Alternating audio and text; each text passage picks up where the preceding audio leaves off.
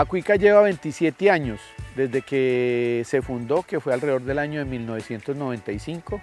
Estamos ubicados en el área rural del municipio del Doncello, en el departamento del Caquetá, en la vereda del Quebradón, que es donde queda la estación Bay, que Bay significa pescado en coreguaje, como un homenaje que le hicimos nosotros en Acuica a los indígenas de esta región. Lo que hacemos acá en la estación es trabajar en la reproducción de peces de origen amazónico, o sea, las especies nuestras nativas, porque estamos en la Amazonía colombiana, o sea, el Caquetá, exactamente estamos en el piedemonte amazónico, donde termina la región andina y empieza la región amazónica, o sea, estamos en el límite de la región andino-amazónica. Entonces nosotros pues hacemos parte de la gran Amazonía de Sudamérica, que son más de 6,5 millones de kilómetros cuadrados, entonces tenemos la posibilidad de trabajar con todas las especies ícticas que se puedan producir en esta región.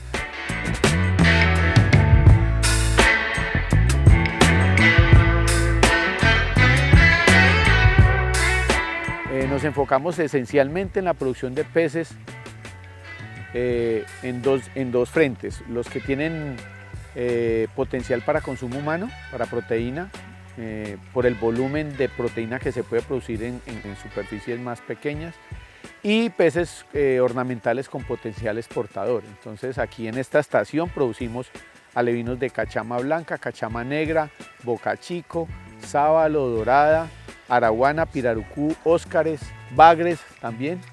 Y producimos peces ornamentales, trabajamos con 3 especies esencialmente, que es araguana plateada, pirarucú también, que se usa como ornamental, y óscares. Y cobija más de 700 pequeños productores de todo el departamento. El Caquetá tiene alrededor de unos 1.800 pequeños productores acuícolas que hacen acuacultura en todos los rincones geográficos desde el departamento, desde Solano, que queda muy lejos, Solita, San Vicente del Caguán, y todos hacen piscicultura a pequeña escala. Estamos hablando que en promedio cada pequeño productor del departamento del Caquetá tiene unos 2.500 metros cuadrados en espejo de agua.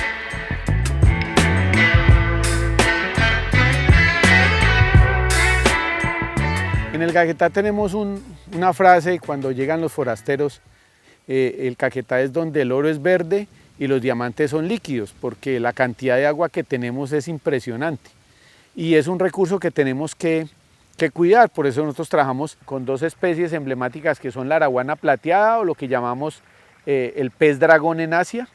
¿Por qué la araguana? Porque la araguana hace más de 50 años que se captura del medio natural los babies, que es lo que se exporta a Asia, esencialmente a China.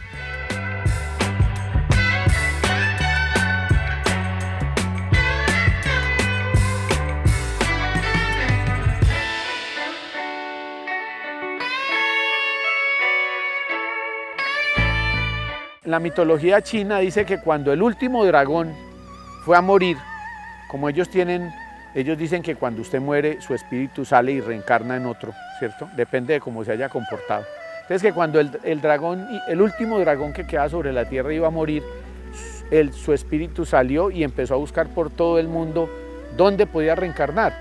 Y que cuando vio la araguana, cuando vio el movimiento que ella hace en el agua, cuando le vio las barbicelos, la forma de su cuerpo, él dijo: en este animal me identifico, y él tomó posesión de ese animal. Entonces, en China, en el Año Nuevo chino, la gente se regala araguanas. Ellos tienen sus araguanas, porque cuando la Tierra era un solo continente, que era el Pangea, pues digamos que habían especies, pero cuando se dividió en los continentes que existen hoy en día, pues quedaron araguanas en Sudamérica, araguanas en África, araguanas en Australia, araguanas en Asia, pero de acuerdo a las condiciones ambientales fueron cambiando su morfología. Entonces tú encuentras araguanas asiáticas doradas, araguanas rojas, que ya no están en el medio natural, ya solo las producen en cautiverio y son muy costosas. Una araguana roja asiática puede costar 200 millones de pesos en el mercado de Hong Kong.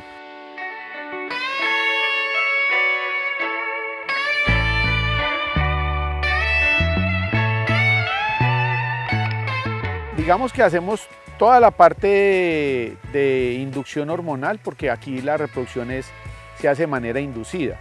Los únicos que se reproducen de manera natural son el pirarucú y la araguana.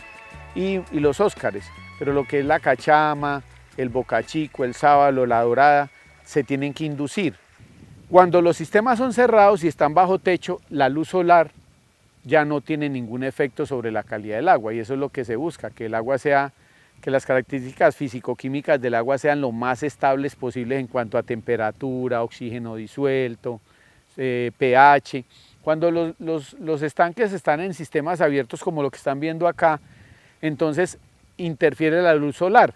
Ahí hay una interacción entre los animales, el alimento, las heces, la orina, ¿sí? El agua, porque fertilizan el agua. El pez come y orina y defeca, eso va al fondo del estanque, entonces eso es un fertilizante y eso hace que haya nutrientes disueltos en el agua que hacen que el fitoplancton y el zooplancton, que el fitoplancton son plantas microscópicas y el zooplancton son animales microscópicos que están nadando en el agua, que crecen y se reproducen, que los animales los filtran, los peces, las mojarras, las cachamas, y les ayudan a crecer porque es una especie de alimento natural.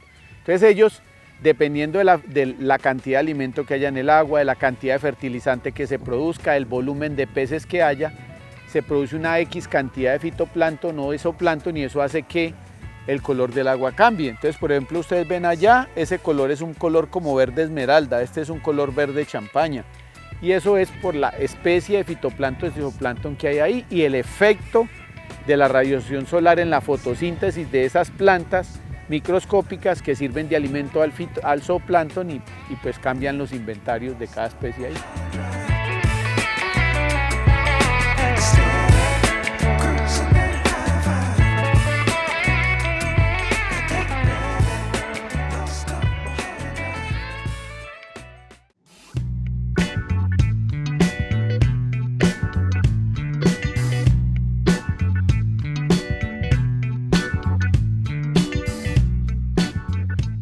La araguana nuestra es lo que llamamos la araguana del pobre en Asia.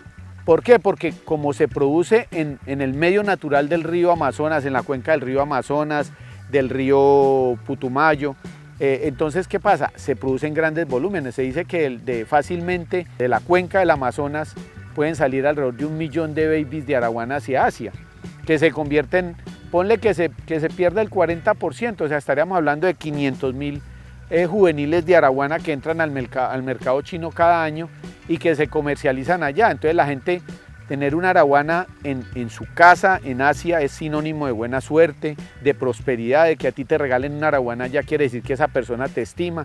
Y ustedes llegan a Beijing, a los hoteles, y he encontrado hoteles con acuarios de 2x2, con 5 o 6 araguanas en el lobby del hotel, y eso quiere decir que es un hotel de mucho prestigio. Entonces nuestra araguana tiene mucho pedido en Asia y pues nosotros lo que vimos es que en la medida, ¿qué pasa?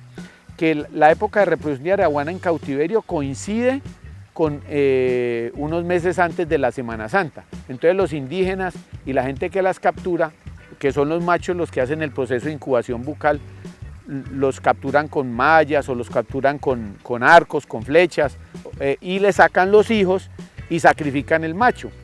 Y ese pescado seco que tú consumes en las galerías, mucho es araguana salada y secada al sol por los indígenas. Entonces el nivel de depredación que tienen es muy alto y eso ha hecho que la araguana también entre en el libro rojo CITES de especies en peligro de extinción.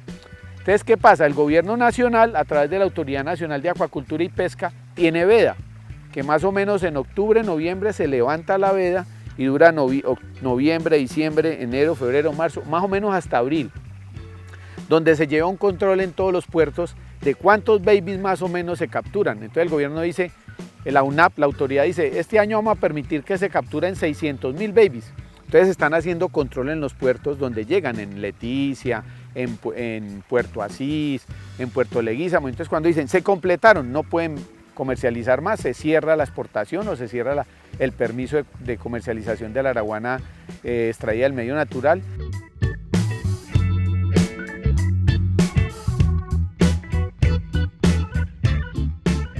La ganadería y la acuacultura tienen mucho potencial en un trabajo mancomunado, porque cuando un ganadero quiere tecnificar su finca, tiene que hacer divisiones. en los potreros, porque una forma de hacer más eficiente la producción de forraje es la rotación de potreros. Entre más pequeños sean los potreros, mejor calidad de forraje tiene, menos tiempo de duración va a tener el ganado en el potrero, menos compactación del suelo y más producción de forraje.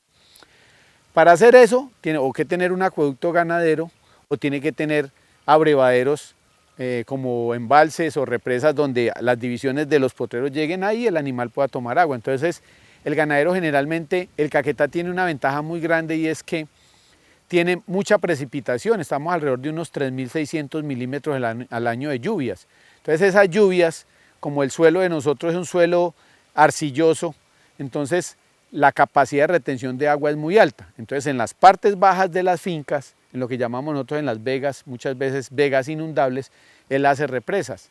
O sea, hace un dique, represa el agua y en esas represas pues el ganado puede tomar agua. Nosotros como sector acuícola le hemos dicho a los productores ganaderos que en esos estanques hagan piscicultura a baja densidad. ¿Qué es piscicultura a baja densidad?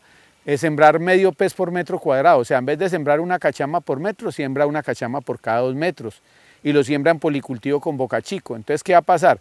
Que esos peces no necesitan, o sea, sí necesitan alimentación con alimento balanceado, pero no va a gastar los volúmenes que se utilizarían en un cultivo comercial a alta densidad.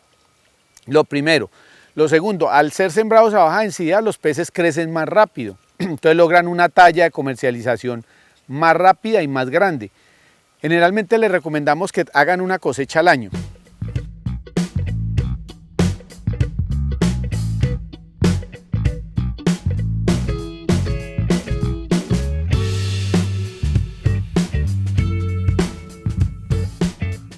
Las araguanas, como son depredadores naturales, ¿qué quiere decir que es un depredador natural? Que ella, su instinto natural, captura especies más pequeñas que ella, todo lo que le quepa en la boca, ella se lo come. Pero tanto las araguanas como el pirarucú no son carroñeros. O sea, a diferencia, por ejemplo, de una piraña, o por ejemplo, vamos a poner un ejemplo de un tiburón, que digamos que es el que sería como que todo el mundo lo tiene en su imaginario. Cuando tú vas a ver un tiburón en el mar, el tiburón es como una especie de, como hagas de cuenta, un gallinazo o un chulo. Él se encarga de mantener limpio el océano. Entonces, ese depredador natural lo que hace es consumir todos los peces más pequeños que se pueda consumir, que encuentren en su ambiente natural. Y la araguana tiene otra característica y es que captura insectos. Ella puede saltar hasta 1 metro por fuera del agua y comerse un cucarrón, un grillo. Entonces, ¿nosotros qué hicimos?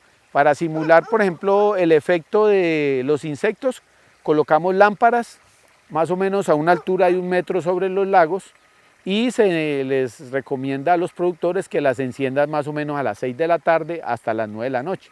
Entonces llega mucho insecto y las araguanas se comen todos esos insectos. Y sembramos una especie de sardina que no crecía más de este tamaño, que se reproducía ahí en los estanques y ellas se comen esas sardinas.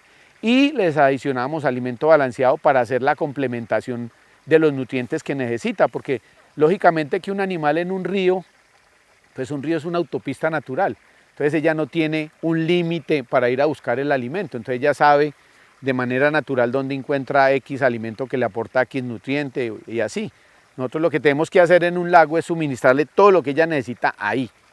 Eso genera sentido de pertenencia de la familia por el trabajo que realizan en la finca.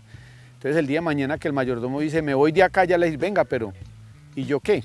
Entonces es una forma como de generar una mejor calidad de vida.